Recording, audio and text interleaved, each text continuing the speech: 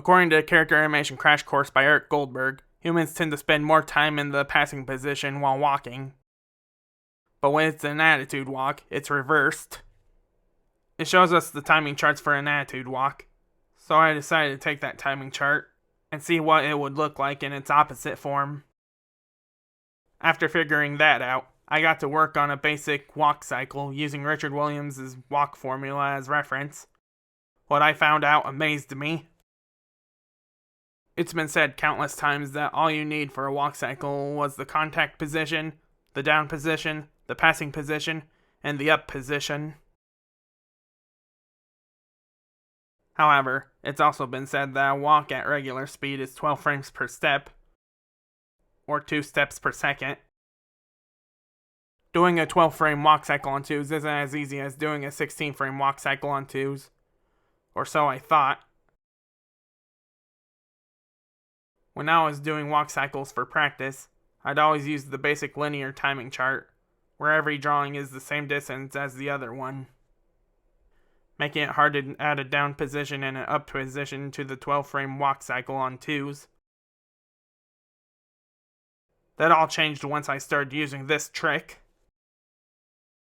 So basically, to recap, in a real-life walk, according to Eric Goldberg, humans tend to spend more time in the passing position, but it's the reverse for an attitude walk. So, instead of there being a frame between contact 1 and down, and a frame between up and contact number 2, there will be a frame between down and position, and a frame between position and up.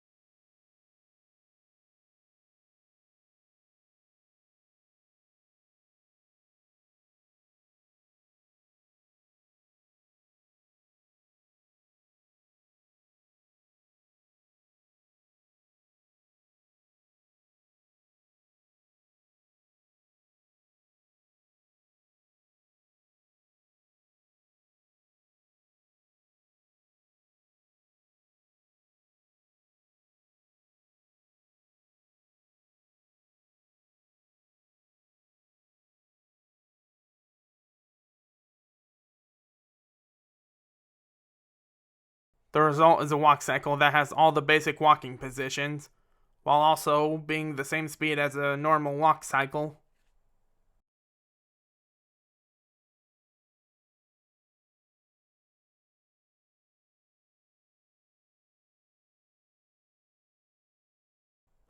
Of course, I had to try the attitude timing chart for a 12-frame walk cycle, just to see if it would look almost as good as an attitude walk on a 16-frame walk cycle.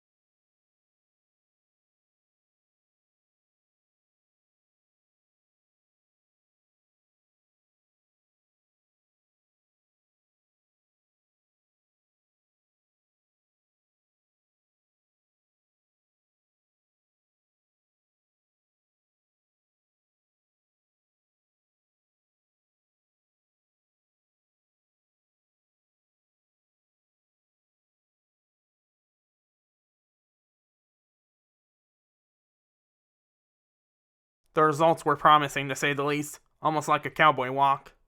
And yes, I'm aware that the leg looks off model in some of the frames, but this is just a demonstration.